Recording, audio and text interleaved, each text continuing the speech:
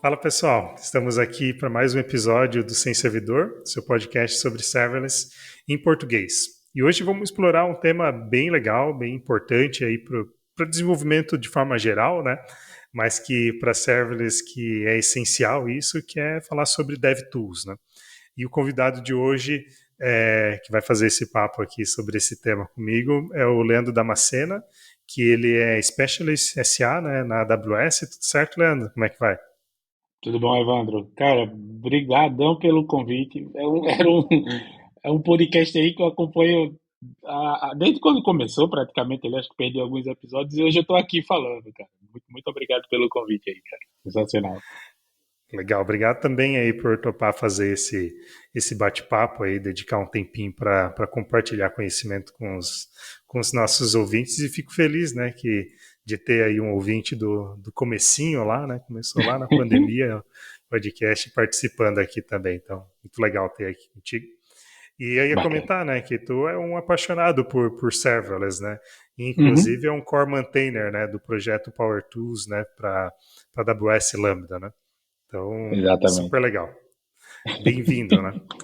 Obrigado, Como é de obrigado. praxe aqui, a gente gosta de pedir para o convidado contar um pouquinho da história, né, o background, né, como é que entrou no mundo de tecnologia e como é que começou a ter contato com serverless, como é que foram essas primeiras interações. Então, conta um pouquinho aí da tua história e dessa tua conexão com serverless.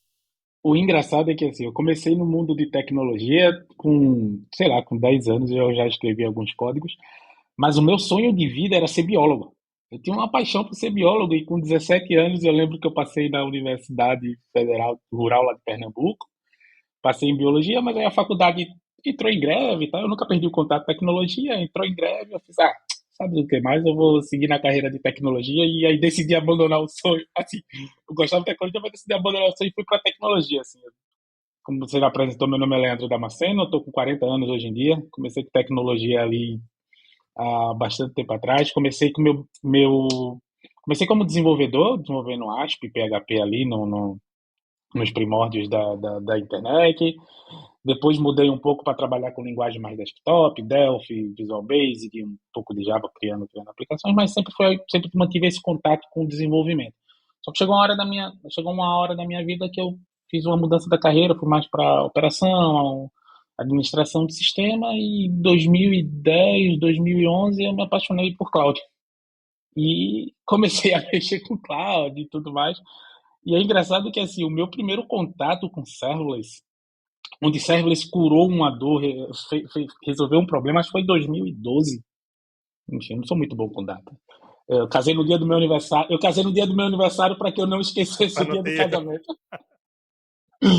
Então eu lembro que eu trabalhava no fazia consultoria para um grande retail no Brasil e deu um problema que caiu tudo, assim, caiu tudo. A gente não tinha servidor, não tinha nada, tudo que a gente tinha era DNS. E eu lembro que o S3 ele tinha criado o static website há, sei lá, um ano, há 2 anos, alguma coisa. E aí a gente virou a página de manutenção, estamos com um problema, alguma coisa, para lá, para o S3. E eu falei, caraca, antigamente ia ter que subir um novo servidor, ia ter que achar uma nova rede, provavelmente, não sei Deus o que eu ia fazer. Foi tão simples aquilo, sabe? Foi tão simples criar um HTML, um CSS ali, simplão mesmo, e resolver o problema em segundos. Foi, assim, eu lembro muito, é muito marcante para mim, porque foi minha primeira experiência de serverless, e que não é Lambda propriamente, todo mundo pensa que serverless é Lambda, mas foi a primeira vez que serverless resolveu um problema para mim. Foi muito legal, eu tenho essa memória muito fresca na minha cabeça. Muito bom. Esse foi 2012 e só tinha S3 basicamente mesmo, né? S3, É, SQS talvez. de serverless acho que Por aí. sim. Eu acho que foi 2000, eu acho que foi pouco depois do static website ali do Uhum. S3, que eu lembro que eu acho que eu li o É. announcement. Eu lembrei dessa solução porque eu li o announcement do Jeff Barr, alguma coisa, eu fiz, caraca, eu acho que eu tenho uma solução. E todo mundo, não, nada, não sei o quê. E isso eu hostei numa conta, eu fiz o host numa conta pessoal, eu criei uma conta pessoal na AWS, coloquei lá e assim, resolveu o problema. Foi engraçado. Sucesso, muito bom, né? Inclusive que o primeiro contato já foi assim para resolver uma dor real, né? Normalmente a gente tenta criar, né, alguma coisa mais lúdica e tal. No teu caso já foi já direto e super legal isso, né? E eu fiquei Muito bom. encantado com a facilidade. Foi muito fácil fazer aquilo, foi muito simples fazer aquilo. Então, foi muito legal, foi muito marcante esse primeiro contato. E essa é uma das grandes propostas de valor do serverless no final das contas, Uhum. né? É realmente ser simples e esse timing, né? Ser realmente muito bom, né? Mas agora, virando agora a chave aqui pro tema, né, do nosso podcast, que vai ser sobre DevTools, né? Queria que tu explicasse um pouquinho, né, do conceito, né, de DevTools para serverless, né? E por que elas são essenciais aí para os desenvolvedores que querem trabalhar com serverless. É engraçado que isso é mais um conceito que fez uma mudança absurda do que era o Developer Tools no mundo mais tradicional e agora com serverless. Eu estava acostumado a Developer Tools ser ideias. Ele tinha uma ideia de desenvolvimento, ele tinha uma ideia de banco de dados, que dava ali e ia pro feito. Só que assim, hoje o conceito de Developer Tools de serverless, ele é, pelo menos no que eu entendo, ele é extremamente amplo. Ele vai desde do desenvolvedor ali, quando ele está adotando o workload serverless, seja com SDK, SDKs, seja com toolkits, a gente vai falar um pouco mais do Power Tools, que ajuda nesse desenvolvimento, até com ferramentas finais. Hoje em dia não existe um desenvolvimento serverless que não seja abarcado que não tenha developers tools embargados, seja desde quando o desenvolvedor está ali na estação dele, com a ideia dele, e provavelmente com um projeto que emula faz, como o SAM, o Serverless Application Model, que ele pode rodar local e emular o Lambda, em SDKs e toolkits, quando ele vai já para ambientes, por exemplo, sei lá, usando os DynamoDB, ele tem facilidade de ir lá. Então, assim, o meu entendimento de developer tools no ambiente serverless já não é mais aquele conceito que a gente tinha de que é uma IDE que você conecta em alguma coisa, você escreve algum código. Ele é amplo de um nicho de SDKs que vão ajudar você a simplificar chamadas de APIs e vão abstrair para você. Ferramentas que vêm para ajudar na adoção de serverless, como o Power Tools, que encurta o teu tempo de desenvolvimento e ajuda nessa jornada. Ferramentas que emulam localmente um ambiente, como o SAM, sei lá, e o Amplify, que ajuda bastante a reduzir o tempo de desenvolvimento de um front-end. Então, eu acho que se eu pudesse resumir o conceito de Developer Tools hoje para serverless é um conjunto de soluções que você parte desde que o próprio desenvolvedor, sem mais aquela necessidade tanto de só envolver o time de ops, não, ele tem nas mãos para poder desenvolver esse workloads que vão desde SDKs até o serviço final ali num cloud provider como a AWS. Legal, adorei. Essa é mais uma definição que é difícil de criar, assim como de serverless, quando me perguntam, né? Uhum. Uma definição de serverless é difícil de dar, né? E fiquei aqui nostálgico, né? Quando tu falou, né? De ser só IDE, né? E a ideia do banco, né? Eu sempre fui javeiro, né? A gente brincou até esses dias, né? No outro papo. E eu estava lembrando aqui, pô, a ferramenta era um Eclipse e um Ent, né? Que tu rodava lá e Exato. agora realmente tem toda essa complexidade e não tem como viver, né? No mundo de serverless é mais complexo, né? Uhum. E, e tu comentou do Power Tools, acho que era legal explicar um pouquinho melhor então para o pessoal, né? O que é o Power Tools for AWS Lambda, né? Que eu acho que é uma ferramenta aqui para DevTools, né? Para serverless, que eu acho que é legal e acho que daí durante o nosso papo a gente explora bastante essa ferramenta, né? Então explica um pouquinho o que é, né? E como que ela se posiciona aí, né? No ecossistema de DevTools para serverless. O Power Tools ele nasceu para resolver um problema que os clientes tinham de como instrumentar as suas aplicações lambdas. Porque no mundo ideal, uma aplicação uma aplicação ela é criada, ela é desenvolvida, ela é feita os testes, ela é feito o assessment e ela vai para a produção. Só que assim, time to market hoje em dia da adoção de serverless e as empresas, startups crescendo, geralmente o time to market é extremamente curto e você tem que ir para a produção rapidamente. Então, notou-se que os clientes eles estavam perdendo a capacidade ou tendo dificuldade em fazer o assessment das suas aplicações, especialmente no começo ali do Power Tools de observabilidade. Então, o Power Tools ele nasceu inicialmente para curar essa dor, para reduzir o tempo de desenvolvimento e ajudar na instrumentação das suas funções. Só que de suas funções Lambda. Só que assim, cresceu bastante, já não é mais observabilidade. O PowerTools hoje a gente define ele como um toolkit que visa acelerar a adoção de workload serverless baseado em Lambda, porque a gente roda exclusivamente um dos nossos tenants em ambiente Lambda. Funciona fora do ambiente Lambda, mas não oficialmente. Então, o PowerTools ele hoje conta com ferramentas como, por exemplo, como o Batch Processing. Dado uma fila SQS, você consome ela no Lambda, fazendo falhas parciais que você retorna para o SQS. O idempotency, o conceito que dado um payload, você vai ter que você processa ele apenas uma vez para não ter problema enfim, de gerar inconsistência de dados, ou gerenciamento de rotas do API Gateway. Quem está acostumado com experiências aí como Flask, Django e coisas do tipo aí do Python, tem essa possibilidade. Então, o PowerTools ele vem para ajudar nessa jornada de adoção de workload serverless baseado em Lambda e reduzir o tempo de desenvolvimento que o desenvolvedor tem que criar não sei, talvez 50 linhas de código para fazer um login. Hoje a gente consegue ajudar o desenvolvedor com 2 linhas apenas. Legal, muito bom. E assim, para os nossos ouvintes também entenderem um pouquinho melhor ainda o que é o Power Tools, né? Normalmente, quando vai desenvolver algum Lambda, a pessoa vai lá e usa, sei lá, um Serverless Framework, usa o SAM. Ele não substitui nenhum desses, né? Ele trabalha de forma complementar, certo? Nós somos uma espécie de, para deixar mais tangível, nós somos uma espécie de SDK. Quando você adota um SDK, por exemplo, como o Boto 3, eu falo muito do Python porque eu sou Legal. mantenedor do Python no PowerTools.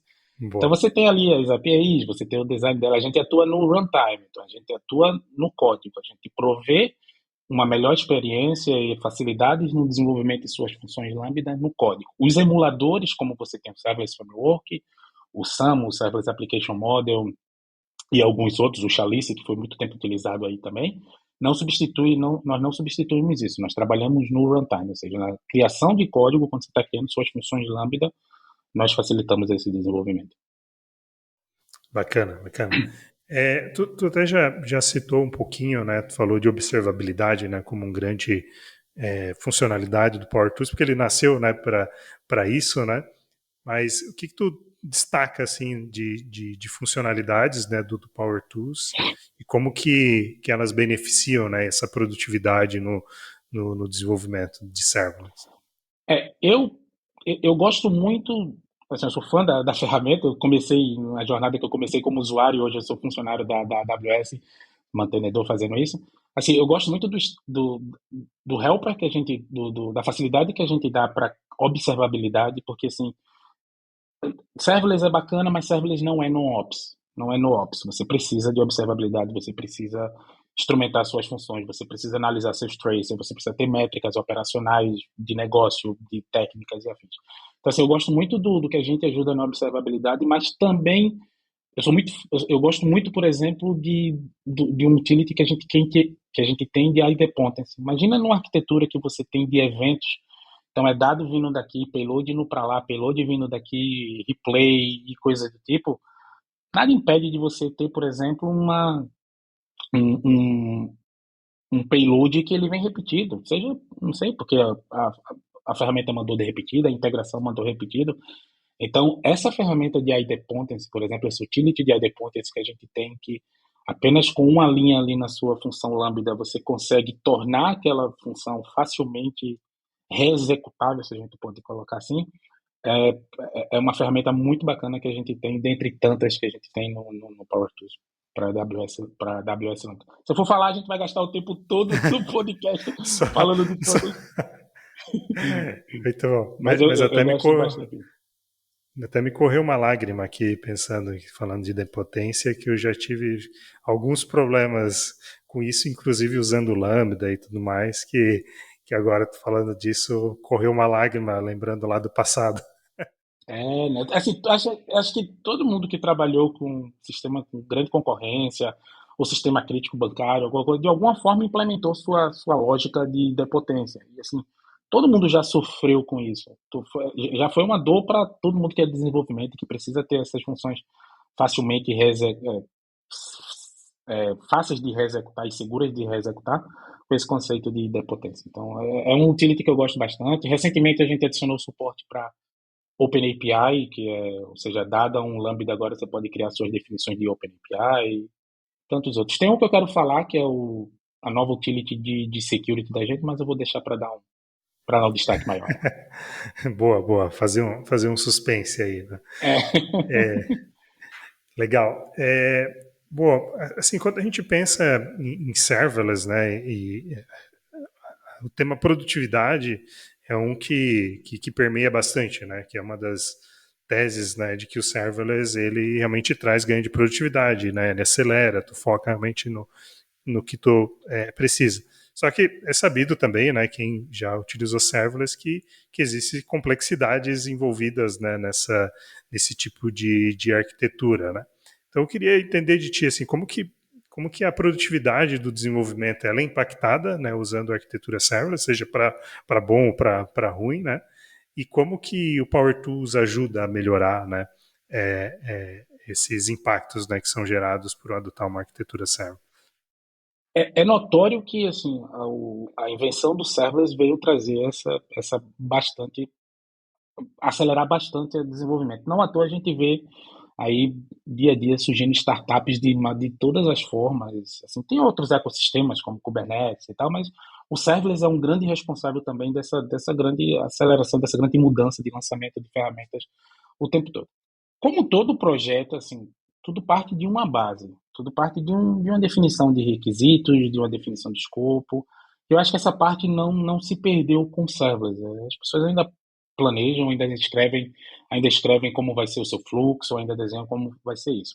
O que eu acho que o serverless tem de muito ganho e que traz um valor agregado gigante é a facilidade do deploy dele, a facilidade de você ter uma ideia, da ideia você transformar isso no código, desse código você transformar ali numa prova de conceito, ou até no MVP, num produtozinho ali que está utilizável, mas ainda não é a versão final, e colocar isso em produção. Então, assim, essa jornada, o serverless, ela veio encurtar bastante, porque você não precisa mais estar se preocupando com o servidor que você vai criar, você não tem que estar se preocupando com escalar o recurso, você não tem que estar se preocupando, na grande maioria das vezes, na configuração da rede. Tem muita gente que fala que serverless só é serverless se não utilizar VPC, então é, é, é isso. Então, assim, ele ajuda bastante, o serverless vem para ajudar bastante nessa questão de colocar produtos e colocar ideias seja em produção ou em pré-produção, se a gente puder assim falar, mas ainda você tem a estratégia, tem todos os conceitos. O Power Tools ele vem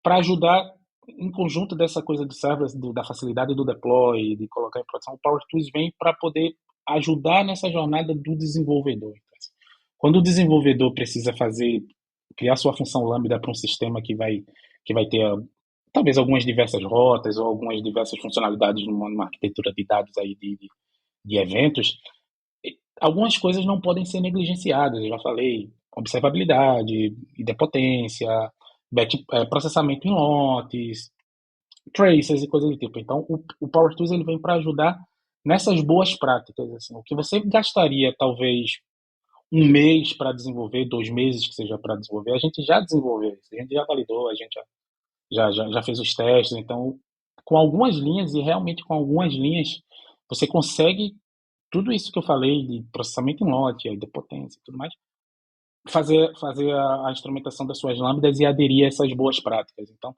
o Power Tools ele senta no que a gente chama de feedback loop, que é, ou seja, você tem o desenvolvedor criando algo que vai colocar aquilo em produção, mas ele precisa saber como aquilo vai se comportar, ele precisa já ter instrumentos de adotar as boas práticas já no seu desenvolvimento e não esperar que isso vá para a produção e que talvez tenha um problema, ou talvez tenha um incidente. Então, a gente senta bem nessa jornada de serverless, a gente ocupa um espaço bem definido nessa jornada de serverless com Lambda, de encurtar esse tempo de desenvolvimento e ajudar o desenvolvedor a adotar as boas práticas. Legal, legal. Muito bom. Eu queria ouvir de ti, assim, qual que é teu conjunto, né, de dev tools, né, para desenvolver aí com Lambda. Power Tools é uma delas, né? o que compõe aí, né, todo um bom ecossistema de ferramentas e que tu mesmo utiliza, né, na tua experiência para fazer isso, porque, né, até tu estava comentando, né, e a gente desmistificou para o pessoal, o Power Tools não substitui, por exemplo, o SAM, né, Uhum. então o SAM é um cara que tem que estar na jogada aqui também, né, como é que é um pouquinho essa composição aí para ti? Hoje, basicamente, desenvolvimento mesmo profissional, eu estou fazendo só de serverless, então estou fazendo só de Lambda. Alguma coisa ou outra ali de container, muito pouco, mas então só de serverless. Então, o meu conjunto de DevTools é da minha IDE, o VS Code, enfim. Eu uso o PyCharm também quando eu quero fazer profiling, alguma coisa das funções, mas é o VS Code para IDE, é o SAM para poder emular o Lambda localmente, porque assim, você tem outras ferramentas, pode baixar a imagem oficial do Lambda e coisa do tipo, mas o SAM ele ajuda bastante a mais uma abstração, ou seja, dado uma definição ali do seu requirement, por exemplo, de dependências e de um código Lambda, e até emulação de como se você estivesse fazendo um deploy daquilo para o API Gateway, por exemplo, você consegue rodar tudo isso localmente. E aí, as demais ferramentas, trabalho muito com DynamoDB também, então uso algumas ferramentas local aqui de ideia de DynamoDB, mas basicamente o meu trabalho hoje em dia de desenvolvendo quando eu estou desenvolvendo o Power Tools, a gente tem uma série de linters, de formats e coisas do tipo que fazem parte do projeto, são DevTools, mas são coisas muito específicas do projeto, mas eu basicamente utilizo o VS Code como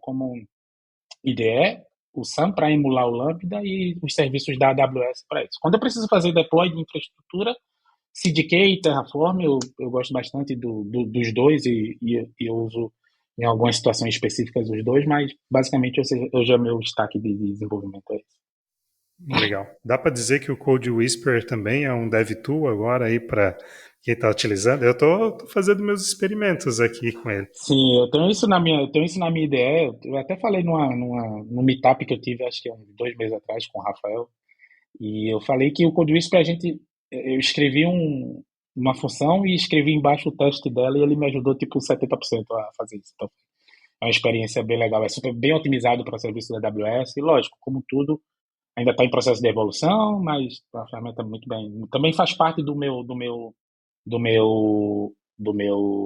da minha ideia aqui, já está acoplado nela.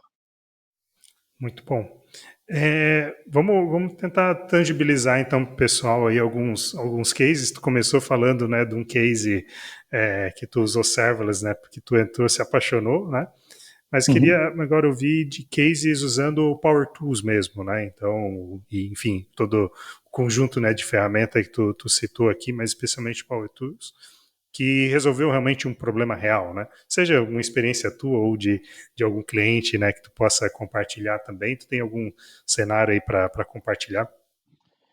Assim, dados bem específicos eu não posso compartilhar por Sim, sim, questões de claro. compliance e tal, mas o que a gente tem de experiência, o que a gente fala com clientes e tudo mais, por exemplo, a gente tem referência pública aí do Power Tools ajudando a Capital One, por exemplo, que é das 500 maiores empresas do planeta, tem uma referência pública do Power Tools de adotar, acelerar a sua jornada serverless indo para a AWS Lambda com o Power Tools. Se eu puder citar uma experiência pessoal foi uma coisa que eu desenvolvi recentemente, eu criei um conceito de um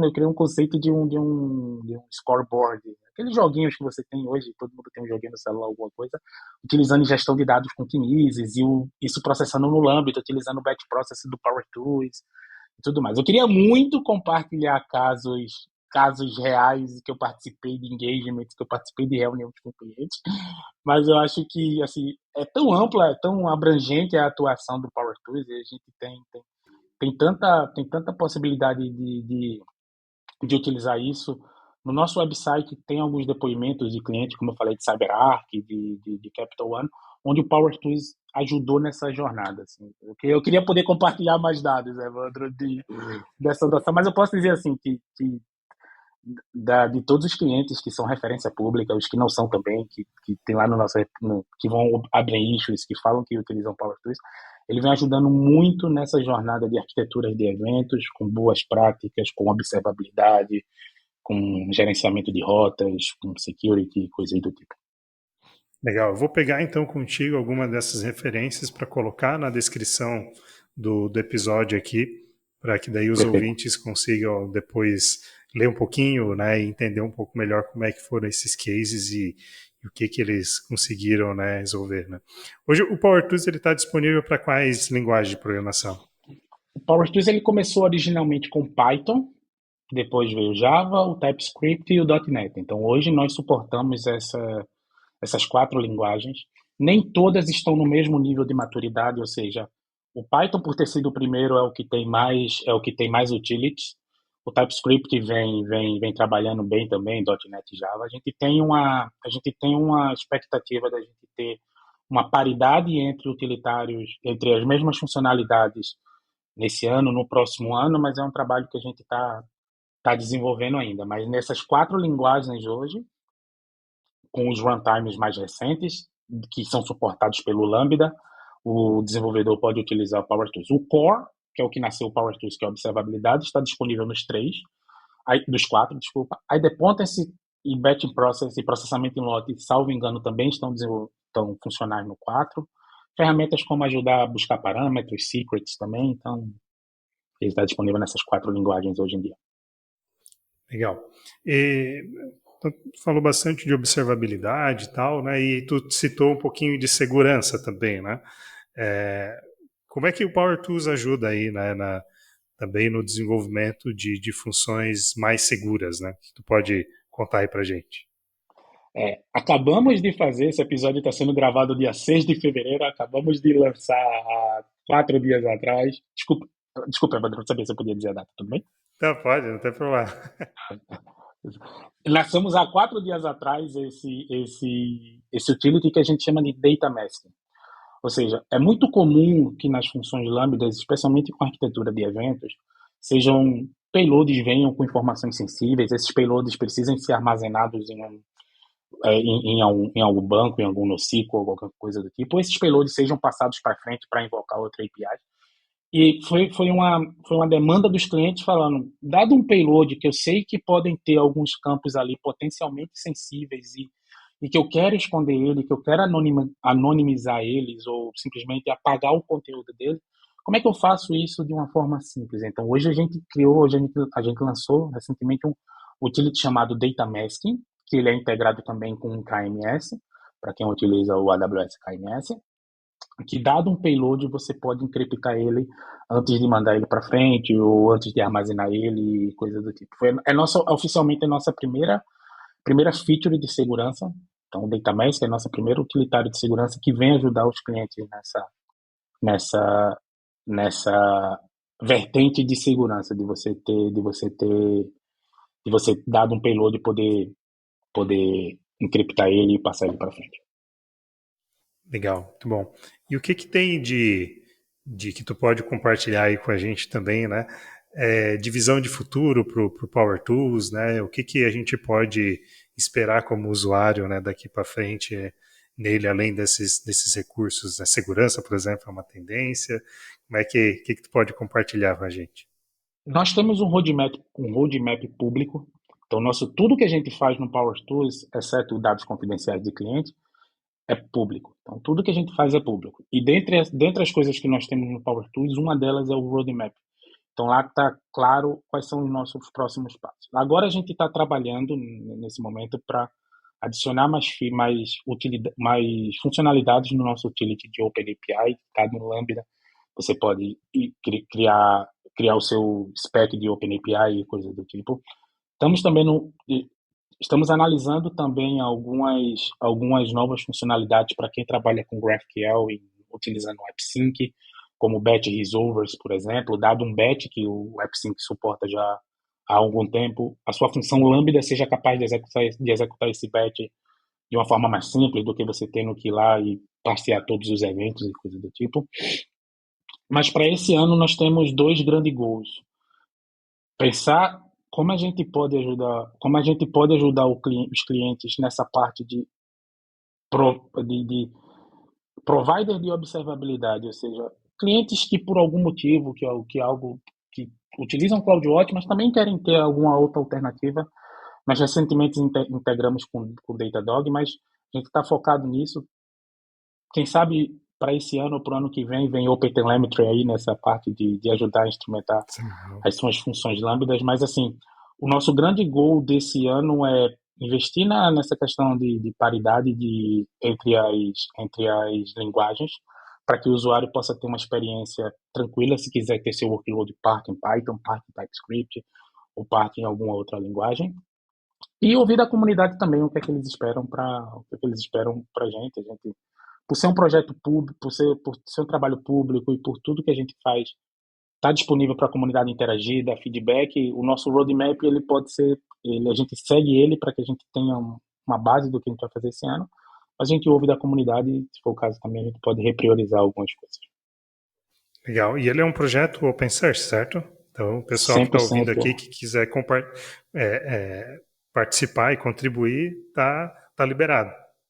100% open source, ele nasceu open source, ele se mantém open source, inclusive é um dos projetos de referências na página da AWS, na parte de open source. Se você for lá, você vai ver o PowerTools é citado como uma referência de um projeto open source com boas práticas de segurança e coisas do tipo. A gente leva essa questão de open source e o trabalho com a comunidade muito, muito a sério, porque assim, a nossa essência é ouvir da comunidade, interagir com a comunidade e prover o feedback necessário. A gente tenta o máximo possível não deixar issues sem respostas, por requests que a comunidade manda sem reviews e coisas do tipo. Legal. E para quem está ouvindo aí o podcast e quer começar a utilizar Power Tools, né? E aí eu quero te perguntar, dividindo em duas partes a pergunta, né? Primeiro, o que as principais coisas que a pessoa precisa ter em mente para desenvolver numa aplicação baseada em Lambda, né? E como que isso, né? Quais as tuas dicas aí utilizando Power Tools para endereçar essas coisas, né? Então, separar em duas partes aí para o pessoal que quer começar a utilizar. Nunca é demais para quem vai utilizar a AWS, para quem vai mexer com a AWS, nunca é demais fazer referência ao Well Architected. Eu acho que, se a gente puder falar, é o livro referência que a gente tem para workloads na AWS, seja serverless, seja tradicional, ou seja qualquer coisa do tipo. Então, nunca é demais se referir ao Well Architected Framework para que você entenda como são os pilares disso. Quem quer utilizar Lambda, as boas práticas de segurança como privilégio mínimo, como entender como é que funciona o billing do Lambda para que você também não tenha uma surpresa no seu billing aí de imaginar que é um serviço cobrado de uma forma, não de outra. Então, eu acho que esses pilares. O, Além disso, a ferramenta que você vai utilizar, a linguagem que você utilizar, eu acho que isso é muito de equipe para equipe. Tem muita gente fazendo servers com Java, tem muita gente fazendo servers com .NET, Python, TypeScript. Então, é algo que é muito mais o perfil da equipe, o perfil da empresa, do que uma recomendação ou não. A gente sabe que tem toda a questão do cold start, que em linguagens como TypeScript e Python elas são um pouco menores, Rust e Go também, mas isso é muito preferência dos times.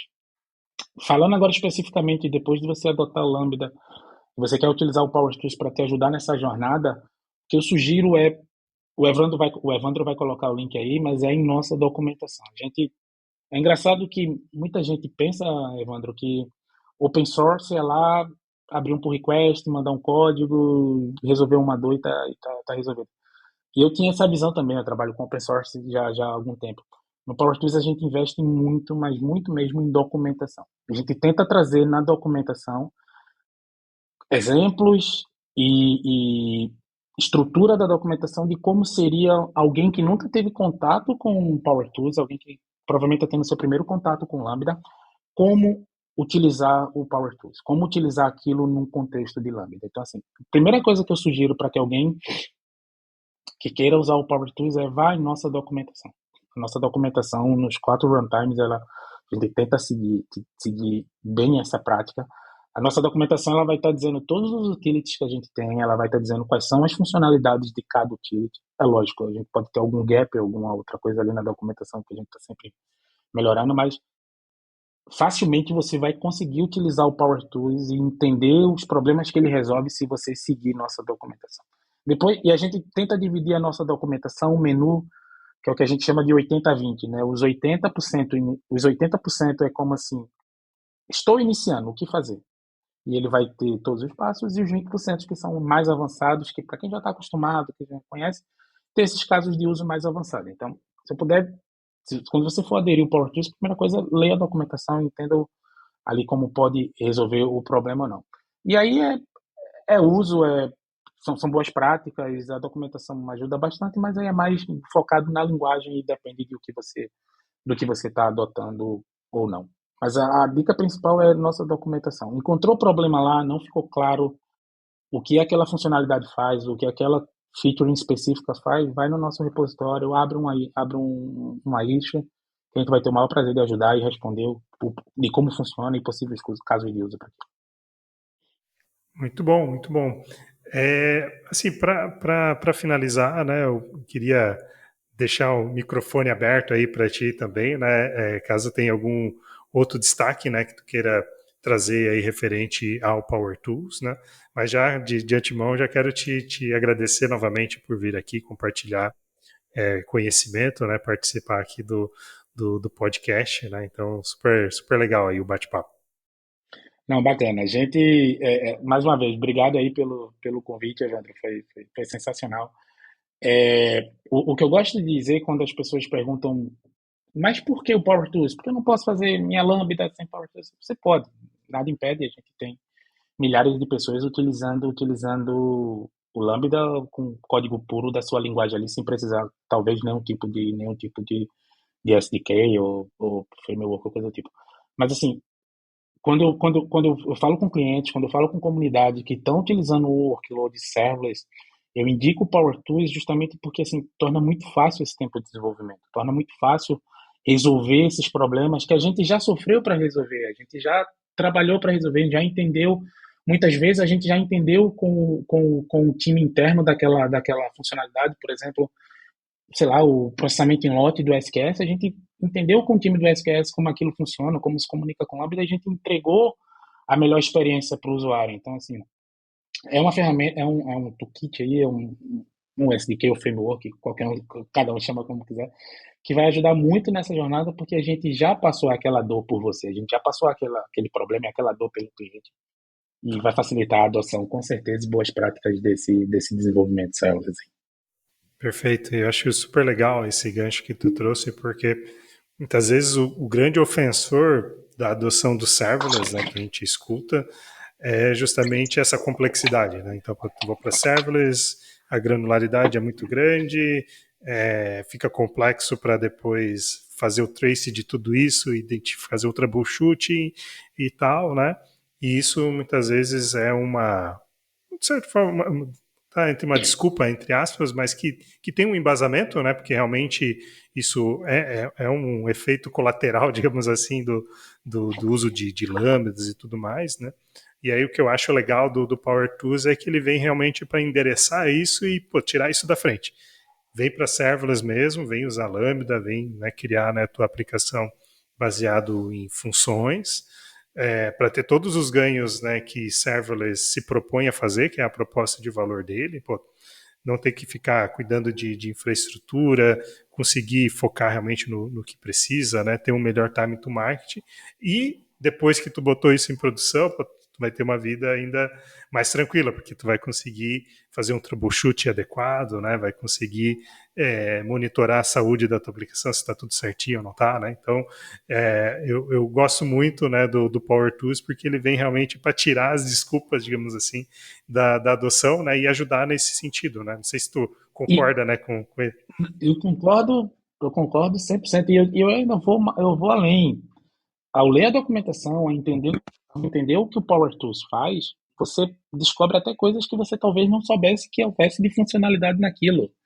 Então, talvez você descubra algo que você queria fazer, que você talvez não soubesse fazer no código nativo, ou não sabia que a integração entre serviços funcionava daquele jeito, e que Power Tools, pela experiência que a gente tem, por trabalhar tanto tempo com serverless aí, é, foi criado, já foi criado aquilo e já veio para ajudar isso.